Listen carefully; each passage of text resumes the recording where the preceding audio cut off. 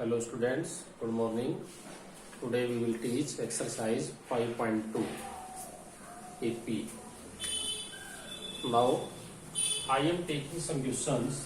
AP is equal to 1, 4, 7, 10. ये आप सभी को पता है this is the AP. तो find the 10th term and 15th term.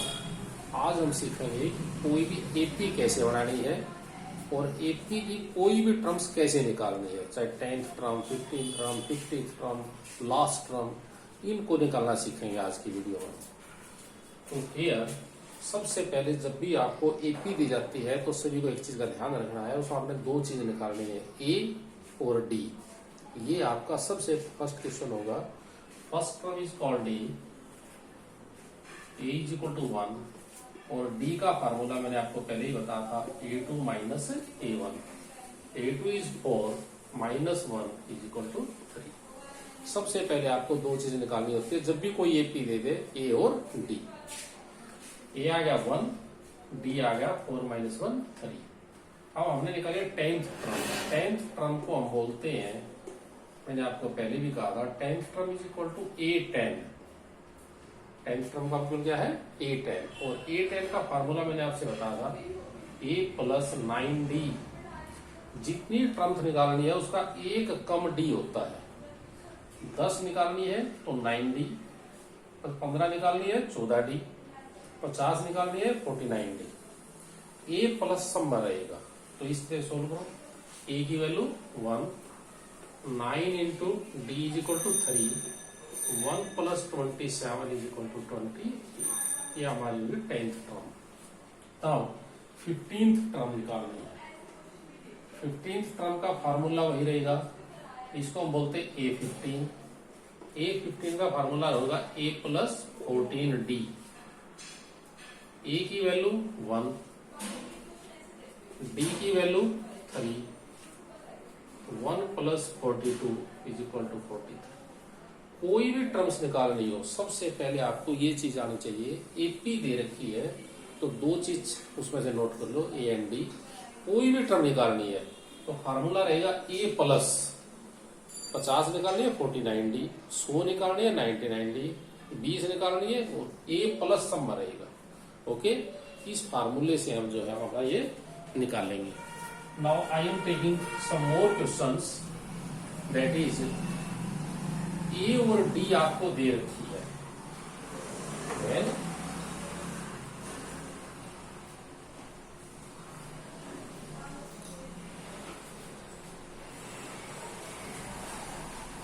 a is equal to 10, d is equal to -3 और वो कहता है फाइंड एपी। एपी बनानी है।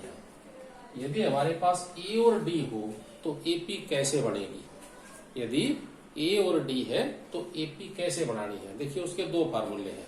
एक तो मैंने कहा था first term a1 is equal to 10, second term a plus 1d। a हो गया 10, d हो गया -3, that is equal to 7। a3 a plus 2d, ये मैंने आपको पहले वाली वीडियो में बताया था, 10 प्लस 2 इंटू -3, 10 माइनस 6 इज 4। तो एपी हमारी क्या बन गई, first term 10, second term 7, third term 4, इस तरह से। लेकिन आज हम जो है एपी जो है फार्मूले से ना करके नहीं, इसको बिल्कुल डायरेक्ट एकदम करेंगे। 1 मार्क क्वेश्चन आ जाता है तो उसको हम कैसे करेंगे, दूसरा देखिए। हम इसको करेंगे AP is equal to first term 10, second term 10 में डी जोड़ दो, that is equal to 7। Third term में उसमें फिर डी जोड़ दो, that is equal to 4। Fourth term फिर इसमें डी जोड़ दो 1। इस तरह से एपी निकालने का एक डायरेक्ट फार्मूला रहेगा। एक तो मैंने आपसे बताया था a1, a2, a3 निकाल लो, लेकिन एपी का एक डायरेक्ट है कि फर्स्ट टर्म लिखिए, उसमें डी को ऐड करते चले जाओ, आपकी तुरंत एपी बन जाएगी। ये हमारी शॉर्ट फॉर्म है, how to get an AP. Okay, third question जो मैं इसमें ले रहा हूं आपके सामने,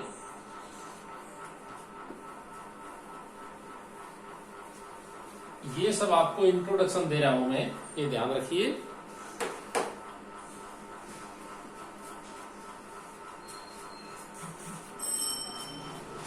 AP is equal to 6, 10, 14, 18 and so on 178।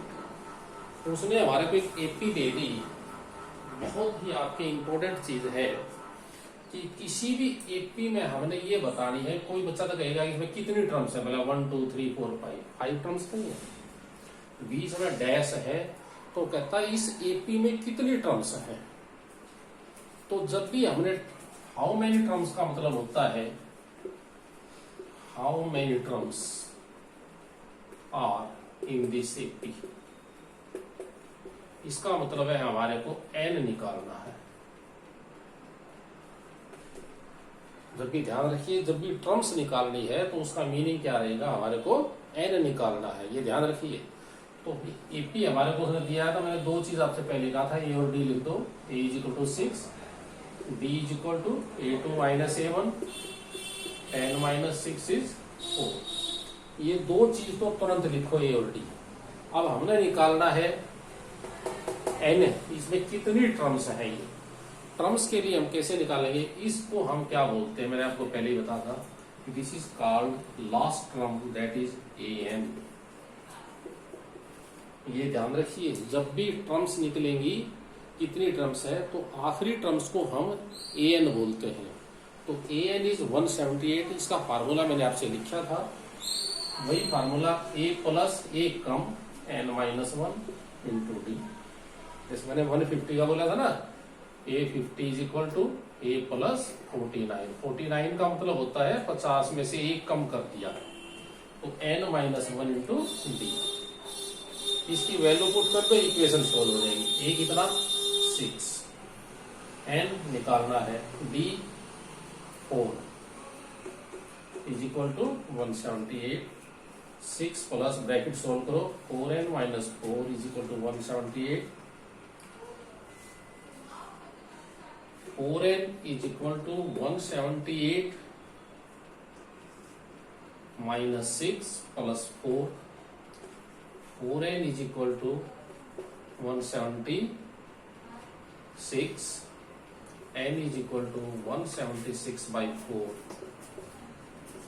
ये जो हमारी सेपी में 44 टर्म्स है, ये बहुत काम आएगी आपको। जैसे एक्सरसाइज सोल्व करोगे, मैं आपको कोई क्वेश्चन एक्सरसाइज का ना करवा के सिर्फ एक इंट्रोडक्शन दे रहा हूँ कि क्वेश्चनों के मेथड कैसे सोल्व करने हैं। एपी दे रखी है, नंबर ऑफ टर्म्स निकालनी हो तो उसका मेथड ये रहेगा। ओके, इस तरह से हमारी ये अगली मेथड इसमें एक पूरा होता है।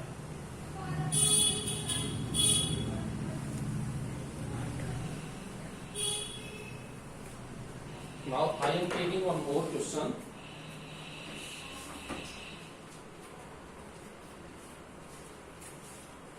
D is equal to minus 3, n is equal to 18 और an is equal to minus 5 और कहता a निकालिए। ये आपका वैसे फर्स्ट क्वेश्चन है, जिसके अंदर उसने क्या क्या दे दिया, d दे दिया, नंबर ऑफ टर्म्स दे दी, इसको लास्ट टर्म बोलते हैं, और वो कहता पहली टर्म कितनी है। a का मतलब होता फर्स्ट टर्म।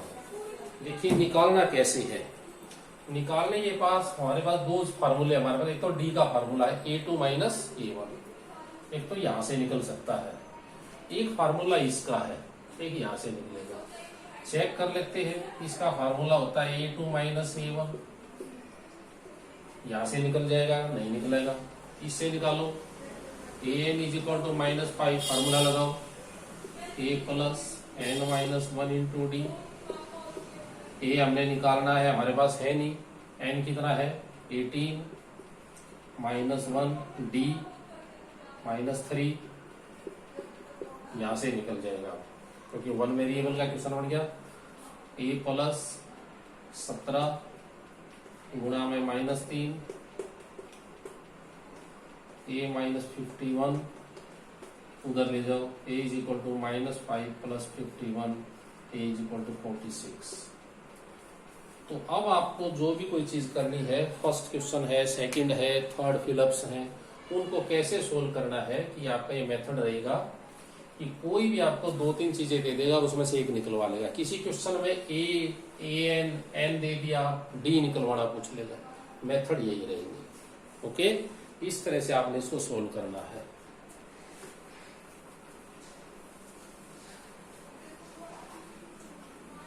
अब मैं आपके सामने क्वेश्चन ले रहा हूं।